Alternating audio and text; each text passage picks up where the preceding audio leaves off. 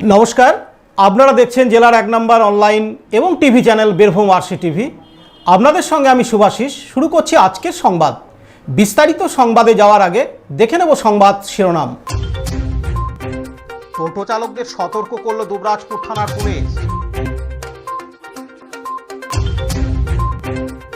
বিনা চালানে বালিপাচা রুখল দুবরাজপুর থানার police. Vote পরবর্তী হিংসার জেরে গ্রেপ্তার জেলা পরিষদের মৎস্য ও প্রাণী সম্পদ কর্মাধ্যক্ষ। রাসায়নিক সার ও আনাজ বাজারে পুলিশ ও ব্লক কৃষি দপ্তরের হানা। শহীদ রাজেশ ওরাংয়ের স্মৃতি স্কলারশিপ প্রদান সিউড়িতে। এবার সংবাদ বিস্তারিত।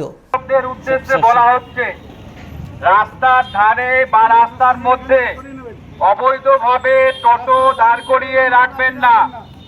এটা ন্যাশনাল হাইওয়ে, জাতীয় সড়কের ওপর কোন রকম অবৈধভাবে টোটো পার্কিং করলে যানজট দুবরাজপুর শহরের একটি বড় সমস্যা।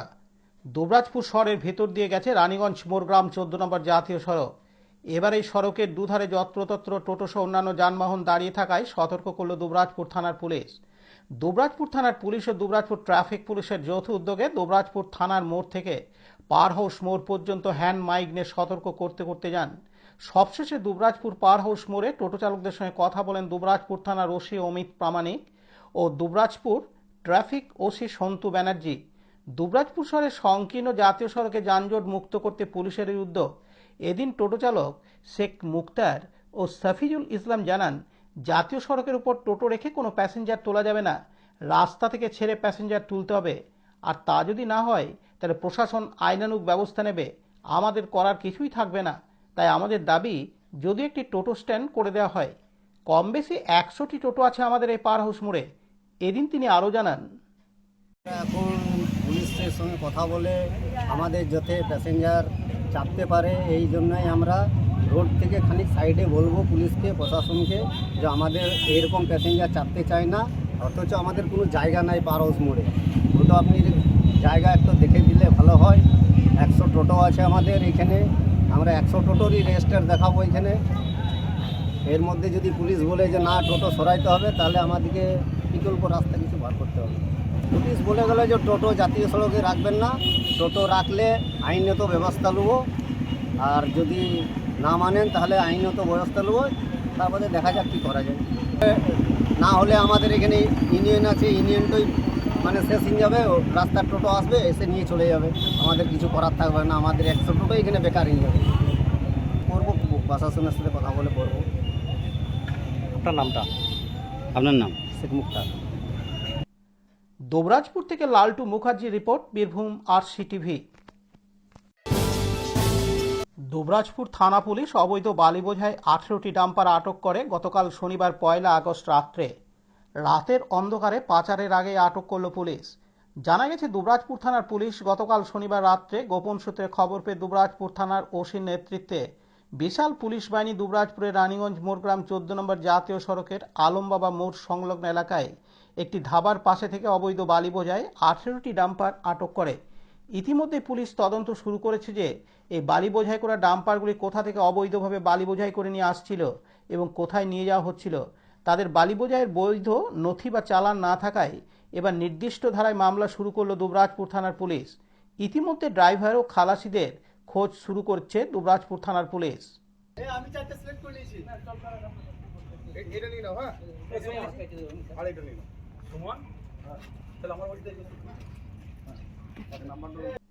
দুবরাজপুর থেকে Laltu Mukherjee report, Birbhum R C TV. বীরভূমে ফের চাঞ্চল্য। 2021 সালে নির্বাচন পরবর্তী হিংসার মামলায় ইলামবাজার থানার পুলিশের হাতে গ্রেপ্তার হলেন বীরভূম জেলা পরিষদের মৎস্য ও প্রাণী সম্পদ কর্মাধ্যক্ষ, জেলা তৃণমূল কংগ্রেসের কোর কমিটির প্রভাবশালী সদস্য রবি মুর্মু। গতকাল শনিবার 1 আগস্ট বিকেলে বীরভূমের ইলামবাজার এলাকা থেকে তাকে হেফাজত নেয় পুলিশ। স্থানীয় সূত্রে খবর, 2021 সালে ভোট পরবর্তী একাধিক অশান্তিতে তার নাম জড়ায়। শুধু রাজনৈতিক হিংসায় নয়, বেশ কিছুদিন ধরে ইলামবাজারের বিস্তীর্ণ এলাকায় তোলাবাজি, সরকারি প্রকল্পে কাটমানি এবং সিন্ডিকেট চালানোর মতো পাহাড় প্রমাণ দুর্নীতির অভিযোগ উঠেছিল এই দাপুটে নেতার বিরুদ্ধে। ফলে সাধারণ মানুষের মনে তীব্র ক্ষোভ জমা হচ্ছিল। রবি মুর্মুর গ্রেপ্তারের খবরে জেলায় রাজনৈতিক পারদ হু হু করে চলেছে। বিরোধীদের দাবি, শাসক দলের মদতেই এতদিন সমস্ত অপকর্ম চাপিয়ে আসছিলেন তিনি। অন্যদিকে তৃণমূল কংগ্রেসের অভ্যন্তরে শুরু হয়েছে জোর তরজা।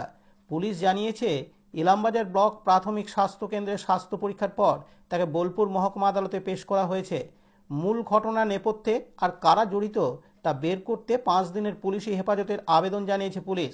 এই গ্রেপ্তারের পর প্রতিক্রিয়া জানিয়েছেন বিজেপির বোলপুর 1 নম্বর মণ্ডলের সভাপতি সুখদেব বিশ্বাস। তিনি এদিন আরও জানান, দেখুন 2021 সালে ভোট পরবর্তী হিংসা কি হারে হয়েছে ইলামবাজারে সেটা তো আর বলার অবকাশ থাকে না, সকলে অবগত আছে। প্লাস যেখানে বাস করে উনি জঙ্গলমহলে, সেই জঙ্গলমহলে বিভিন্ন ধরনের জমি জায়গা থেকে আরম্ভ করে সিন্ডিকেট, তোলাবাজ সব কিছু ওর উপরে অভিযোগ আছে। এবং যে আমাদের গৌরব সরকার মারা গেছিল সেই কেসেও ওনার নাম আছে। ওনাকে দুর্গাপুরে সিবিআই অফিসেও ডেকেছিল, চার্জশিটেও ওনার নাম আছে। এবং ওর এক সাগরেদ আছে মানস ঘোষ। যত বেআইনি জায়গা জমি দলিল ওর নামে করা আছে, যত টাকা পয়সা সব ওর নামেই রাখা আছে। বাস স্ট্যান্ডের এখানে একটা দোকান আছে, রড সিমেন্টের দোকান করেছিল, সেটাও ওই ইলিগেল ভাবে জোরপূর্বকভাবে নেওয়া হয়েছিল, লোকের কাছে হুমকি দিয়ে সে জায়গায় নিয়ে ওখানে বিল্ডিং করেছিল। সেটা আজকে শুনছি আমরা বিক্রি করে দিচ্ছে নাকি। এবং যে তৃণমূল পার্টি অফিসটা ছিল সেখানে ছিল আড্ডাখানা, পুরো টোটালটাই জঙ্গলমহলে যত রকম দুর্নীতি ওইখান থেকে বসেই হতো। মানে গোটা জঙ্গলমহলটা আতঙ্কিত ছিল, কেউ কোনো মানে কথা বলতে পারতো না ওর উপরে। কেউ যদি বিজেপি করে, বিরোধী দল করে, তারা বলতে পারতো না যে আমরা বিরোধী দল করি। তাদেরকে তুলে নিয়ে যে ওই পার্টি অফিসে মারা হতো। এর আগে ওই তৃণমূল পার্টি অফিসে ডেকে উনি এক সাংবাদিককে ডেকে মারধর করেছিল, এটাও আপনারা জানেন, হয়তো একটা খবর হয়েছিল। তো বিভিন্ন রকম অভিযোগ ওনার বিরুদ্ধে আছে। উনি যেটা সিম্পেথি পাওয়ার চেষ্টা করছিল যে আমি আদিবাসী, মোটেও সেটার যোগ্য নয়। ও আদিবাসী সিম্পেথি নিয়ে কিন্তু প্রচুর দুর্নীতি করেছে, প্রচুর রকম অভিযোগ ওর বিরুদ্ধে আছে। মুখ খুলছে, ওর নামে আরো কেস হবে। যারা এতদিন বলতে পারেনি, মুখ খুলতে পারেনি, কেস করতে পারেনি, তারা আজকে এসে কেস করবে। ওর সাথে অনেকজনই আছে। মূল ওর যে রাইট হ্যান্ড যে ছিল মানস ঘোষ, যত বেনামি সম্পত্তি সব ওর নামে আছে। ও ফেরার আছে, যদি ওকে ধরা হয় আরো বিস্তারিত পাওয়া যাবে। তবে একটা সরকারের কাছে আবেদন, টুলু মণ্ডলের যেভাবে সম্পত্তি সিজ করা হয়েছে, তার লরি সিজ করা হয়েছে, এরও বিভিন্ন সম্পত্তি, ইলিগেল সম্পত্তি যেগুলো জোরপূর্বক ভাবে লোকের কাছ থেকে ছিনিয়ে নিয়েছিল, নিজের নামে দলিল করে নিয়েছিল, সেগুলোকেও যেন সিজ করে। এবং বাড়ি আছে দুটি, ইলামবাজারও আছে, বিভিন্ন রকম রিসোর্ট বানিয়ে রেখেছে, সেগুলো যেন সরকার সিজ করে। আরে এ তো গোটা জঙ্গলমহলে ভোট করতেই দেয়নি, পুরো ভোট লুট হয়েছে। পঞ্চায়েত ভোট লুট হয়েছে, 24 সালেও ভোট লুট হয়েছে। পঞ্চায়েত ভোটে তো কাউকে দাঁড়াতে দেয়নি। যে কটা আমাদের প্রার্থী দাঁড়িয়েছিল সেগুলোকে ভয় ভীত সন্ত্রস্ত করে তাদেরকে উইথড্র করিয়েছিল। আজ মানুষ খুশি, ইলামবাজারে এরকম একটা অ্যান্টি সোশ্যাল অ্যারেস্ট হয়েছে। আগামী দিন, আজকে হয়তো ডিম থেরাপি হয়নি, আগামী দিন হবে। পুলিশেরও কিছু বাধ্যকতা আছে, আজকে হয়তো যিনি ডিম ছুতো তাকেও অ্যারেস্ট করতো, সেরকমই একটা খবর ছিল আমাদের কাছে। আর আমাদেরকে না জানিয়েই উনি তড়িঘড়ি করে বের করে নিয়ে গেছে, কারণ আজকে যেহেতু রবিবার, আজকে স্পেশাল ডে, স্পেশাল কোর্ট, তাই একটু আগেই নিয়ে চলে গেছে। আমরা অতটা বুঝতে পারিনি। আমাদের একটা দাবি ছিল যে অন্তত ডিম থেরাপি না হলো অন্তত কোমরে দড়ি পড়ে যেন ইলামবাজার বাস স্ট্যান্ড পর্যন্ত হাঁটানো হয়, তাহলে মানুষ দেখুক যে এত সন্ত্রস্ত করে রেখেছিল ইলামবাজারটাকে কিভাবে। আজকে সে ধরা পড়েছে, মানুষ আজকে খুশি। সুখদেব বিশ্বাস, ভারতীয় জনতা পার্টি, বোলপুর 1 নম্বর মণ্ডল সভাপতি। ইলামবাজার থেকে শম্ভুনাথ সেনের রিপোর্ট, বীরভূম RCTV। সারের বাজারের কালোবাজারি রুখতে আজ রবিবার 2রা আগস্ট লোকপুর থানার ওসি সায়ন্তন ব্যানার্জির উদ্যোগে স্থানীয় লোকপুর বাজারে লোকপুর থানার পুলিশ ও ব্লক কৃষি দপ্তরের পক্ষ থেকে যৌথ অভিযান চালানো হয়। অভিযান চলাকালীন সার বিক্রেতাদের দোকানে গিয়ে লাইসেন্স, সার ক্রয় বিক্রয়ের চালান, স্টক রেজিস্টার, মজুতের পরিমাণ, পণ্যের মূল্য ও অন্যান্য নথিপত্র খতিয়ে দেখেন আধিকারিকরা। পাশাপাশি কৃষকদের নির্ধারিত মূল্যে মানসম্মত সার সরবরাহ করা হচ্ছে কিনা তা যাচাই করা হয়। শুধু সারের দোকানে নয়, এদিন বাজারে আনাজ ও সবজি বিক্রেতাদের দোকানে অভিযান চালানো হয়। পচা বা নিম্নমানের সবজি বিক্রি, ওজনে কারচুপি, মূল্য তালিকা প্রদর্শন, বাজারের পরিচ্ছন্নতা বজায় রাখা এবং রাস্তায় আবর্জনা না ফেলার বিষয়ে ব্যবসায়ীদের সতর্ক করা হয়। জনস্বার্থে এই ধরনের অভিযান আগামী দিনেও নিয়মিত চালানো হবে বলে জানিয়েছেন সংশ্লিষ্ট আধিকারিকরা। এই অভিযানে উপস্থিত ছিলেন লোকপুর থানার ASI নয়ন ঘোষ, খয়রাসোল ব্লক কৃষি দপ্তরের AFM সব্যসাচী সরকার, ATM সুমন ঘোষ এবং লোকপুর গ্রাম পঞ্চায়েতের উপপ্রধান তাপস দাস সহ অন্যান্য আধিকারিকরা। এদিন লোকপুর গ্রাম পঞ্চায়েতের উপপ্রধান তাপস দাস জানান, বাজারে রাসায়নিক সার ও আনাজের গুণগত মান, নির্ধারিত মূল্য, সঠিক ওজন, প্যাকেটজাতকরণ এবং ব্যবসায়ীদের লাইসেন্স সহ বিভিন্ন বিষয় খুঁটিয়ে দেখা হয়েছে। এদিন তিনি আরও জানান, আজকে খয়রাসোল এডি অফিস থেকে এবং লোকপুর থানার যৌথ উদ্যোগে লোকপুরের বিভিন্ন রকম রাসায়নিক সারের যে দোকানগুলি আছে সেগুলি আজকে পরিদর্শন করা হলো এবং সেখানে গিয়ে দেখা হলো যে রাসায়নিক সার যেগুলি আছে সেগুলো ঠিকঠাক পরিমাণে মজুদ আছে কিনা এবং তাদের রেজিস্টার ঠিকঠাকভাবে মেনটেন করে কিনা এবং সঠিক মূল্য নেওয়া হয় কিনা এবং যাতে ডুপ্লিকেট বস্তা যেন না রাখা হয় সেগুলো বিষয়ে সচেতনতা করা হলো। তার সাথে সাথে লোকপুরের বিভিন্ন রকম যে কাঁচামালের দোকানগুলি রয়েছে, যেমন বিভিন্ন রকমের সবজির দোকানগুলি রয়েছে, সেগুলোতেও তারা সঠিক মূল্যে সবজি বিক্রি করছে কিনা এবং মালের কোয়ালিটি ঠিকঠাক আছে কিনা এই বিষয়ে দেখা হলো। এগুলো দেখার পরে যেনারা এসেছিলেন এই বিষয়ে পরিদর্শন করতে, ওনারা এই সমস্ত দেখে ওনারাও সন্তুষ্ট হয়েছেন। আমার নাম তাপস দাস, আমি লোকপুর গ্রাম পঞ্চায়েতের উপপ্রধান।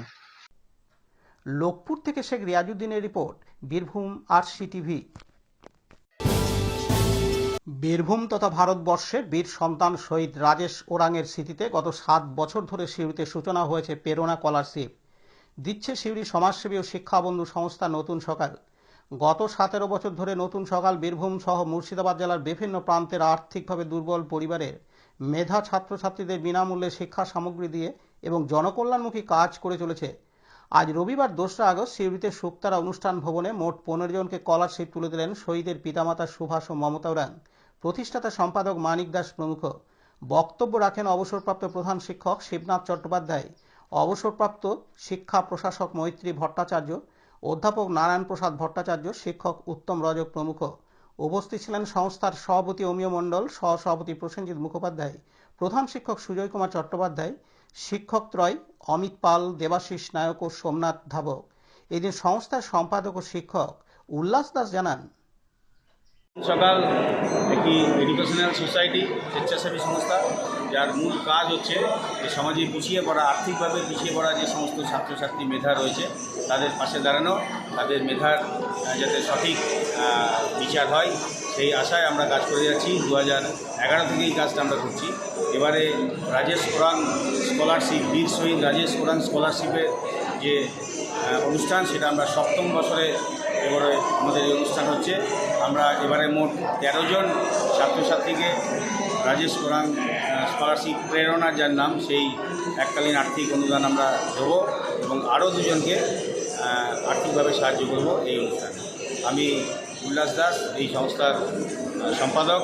আমার সঙ্গে রয়েছেন অম্বিকানন্দন মণ্ডল, যিনি সভাপতি এবং এই সংস্থার প্রাণভ্রমরা অর্থাৎ চালিকা শক্তি যাকে বোঝায় তিনি, তার উদ্যোগে আমরা কাজ করছি, তার নেতৃত্বে আমরা এই সংস্থাকে এগিয়ে নিয়ে যাচ্ছি। ভবিষ্যতে আরও বেশি ছেলেমেয়েকে আমরা এর আওতায় আনব এই আশা করছি। সিউড়ি থেকে পতিত পাবন বৈরাগের রিপোর্ট, বীরভূম RCTV। আজকের সংবাদ এই পর্যন্ত। পরবর্তী সংবাদের জন্য চোখ রাখুন বীরভূম RCTVর পর্দায়। নমস্কার।